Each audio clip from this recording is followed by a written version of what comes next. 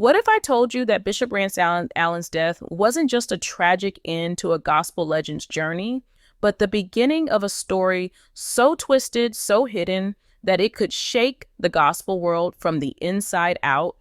You won't believe how deep this really goes. Let me tell you, behind the powerful voice and joyful smile was a man who some say knew too much and was getting ready to tell it all. In 2000, fans across the world were heartbroken when the news came out. Bishop Rance Allen had passed away. Official reports said he died from complications after a simple medical procedure. At just 71, it felt like he still had so much left to give. Tributes poured in. Gospel giants like Kirk Franklin and Donnie McClurkin honored him. But behind the public grief, quiet whispers started. People close to him began to question what really happened. Some said he looked perfectly healthy just days before. Others said there was barely any public info about the procedure that supposedly took his life. No medical records were made public. No funeral open to fans, just silence. But here is the shocking part. A former choir member who called herself a spiritual daughter of Rance Allen went live on Facebook and said something that made everyone stop in their tracks. Her voice was shaking, but her words were strong. She claimed Bishop Allen didn't die naturally. She said he was about to reveal secrets that would have exposed powerful people in the gospel world. And that's why she said they made sure he never got the chance. The live video disappeared within 24 hours, but not before fans screen recorded every second of it. What makes this story different is the amount of hints she dropped. Hints that led fans to start digging deeper. According to her, Rance Allen was working on a tell-all project. Not just a small book, but a full expose that would have named names. Pastors, gospel label executives, even churches that were involved in shady deals. She said he had collected receipts, emails, contracts, and even financial records. And she wasn't alone in saying this. Other gospel insiders began to speak up quietly at first, saying they had heard rumors of the same thing. They said Rance was tired of seeing talented gospel artists being used, underpaid, and silenced. Tired of seeing the industry twist God's name for profit. But this is where it gets interesting. People started remembering that in the months before his death, Rance Allen had become strangely quiet online. His once regular Facebook videos had stopped. His church streams were short, edited, and lacked his usual energy. In his last recorded video, he said something that hit differently. If you have to stand alone, stand. Some fans now believe that was a hidden warning. They think he knew the danger he was in. He had stopped doing interviews, he had reduced his touring, and he had told a close group of friends that he felt like someone was watching him. Let me tell you what the craziest part was. Right before his death, Bishop Allen had scheduled a private Zoom call. That call was set to include 2 journalists and a whistleblower from a gospel label. The topic of the meeting, the corruption inside the gospel industry, and the secret deals that had been happening for years. But the day before that meeting, Bishop Rance Allen was taken to the hospital. They said it was for a heart procedure. He never came back out. After Rance Allen's sudden death, fans expected a proper farewell, but instead, they were given a funeral that raised more questions than answers. It was streamed online, with the reason being COVID-19 restrictions, but even then, something felt off. There was no casket shown, no wide camera shots, no live fan interaction, just short, edited speeches and a strange sense that everything was being carefully controlled. People watching from home noticed that the stream looked heavily filtered, and when fans tried to rewatch it later, the video was gone, removed, deleted. Even channels that had saved clips were flagged or taken down. But why? That's not even the strangest part. One of the former choir members later posted on TikTok saying they weren't allowed to record anything inside the service. She said, "We weren't allowed to get close. It felt like we were being watched. She also claimed that Rance's brothers looked tense, as if they were being pressured to say only certain things. And just when people started asking questions about his belongings, his laptop, sermon notes, and unfinished music, they were told everything was safe. But till this day, not a single one of those files has been released. Not one final sermon, not one unpublished song. You won't believe what came next. According to that same choir member, just 48 hours after Bishop Allen passed, his house was cleaned out, not by family, but by church-appointed staff. These staff members claimed they were doing it for the ministry, but no one saw what they took, and no one has seen Rance's laptop since. That laptop reportedly had everything: his voice memos, the outline of his tell-all project, even direct messages to the people he trusted. Now, completely gone. But here's the shocking part. A gospel blogger from Atlanta who had started making videos investigating the truth behind Bishop Allen's death also went silent. Their channel was first demonetized, then completely deleted. They claimed they had spoken with someone who saw Rance's files and was planning to release them anonymously. The blogger's final video before being removed said, "They don't want the truth out, because if it gets out, it destroys everything." This is where it gets even more disturbing. That same blogger revealed a name, just one, a megachurch pastor who was once very close to Rance Allen. This pastor had stopped inviting him to perform around 2018. And in the gospel community, it was no secret, people noticed.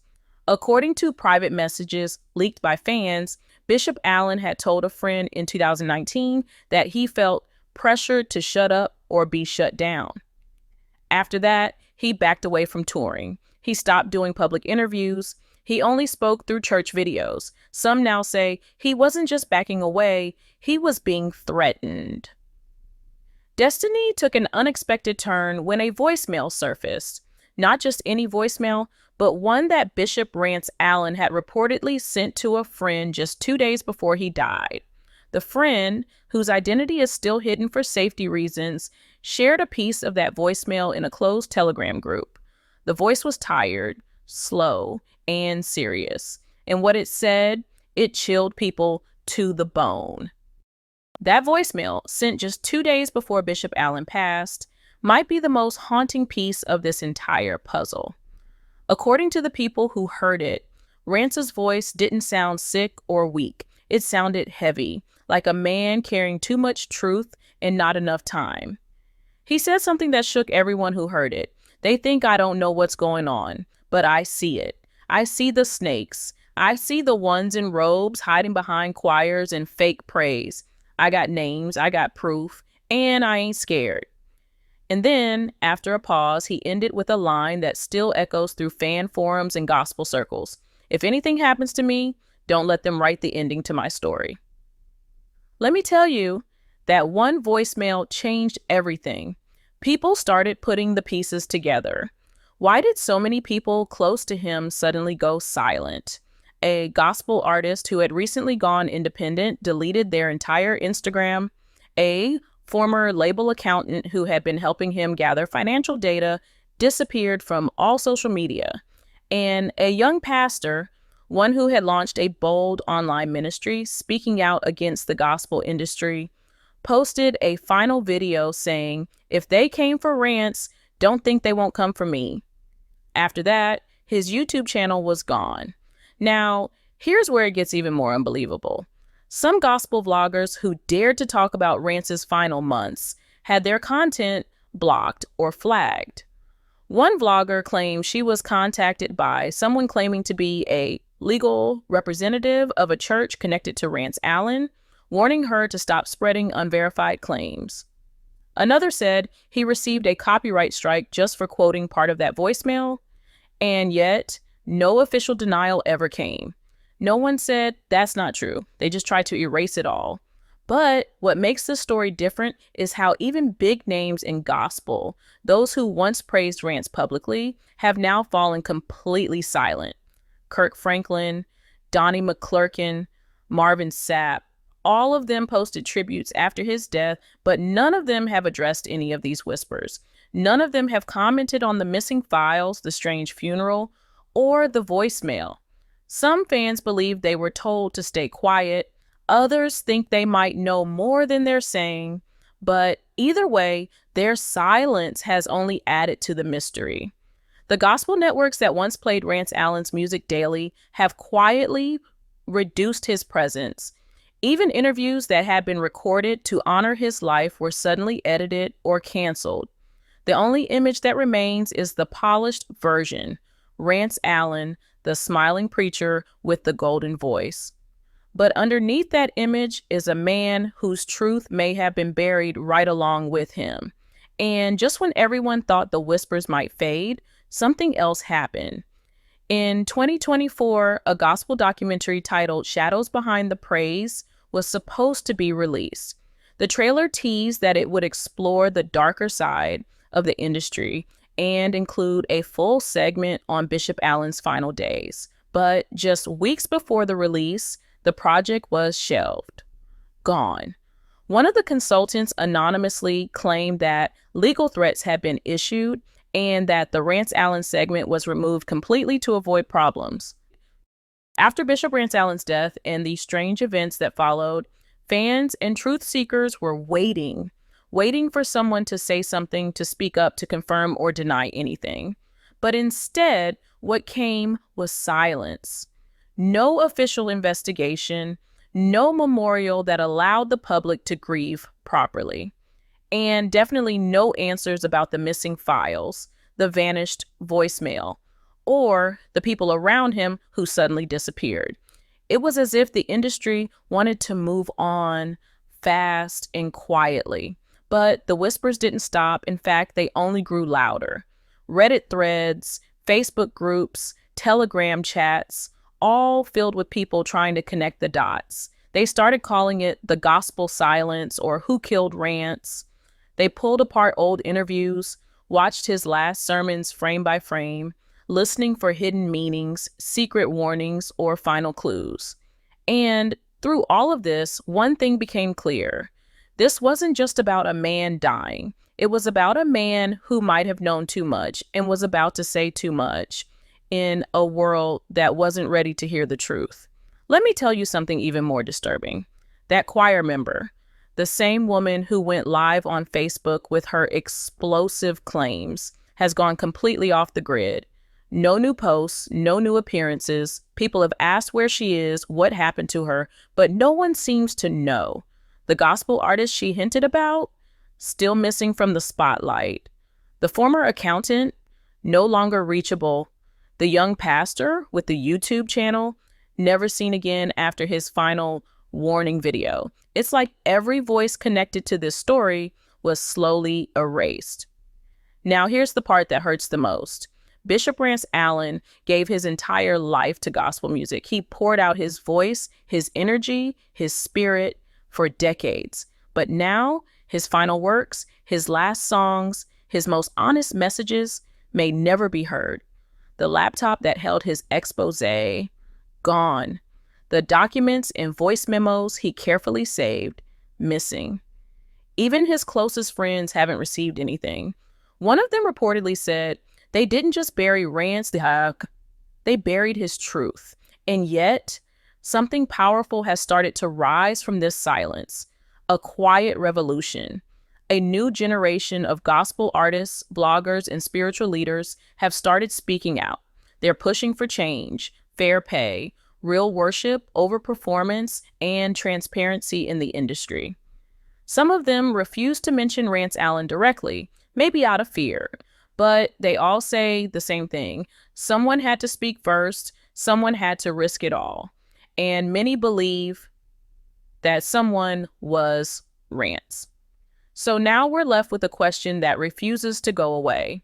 Was Bishop Rance Allen just another gospel legend taken too soon? Or was he a man silenced because he got too close to a truth too powerful to be heard? You decide. What really happened to Bishop Rance Allen? Was it just health complications or something more controlled, more deliberate, and more sinister?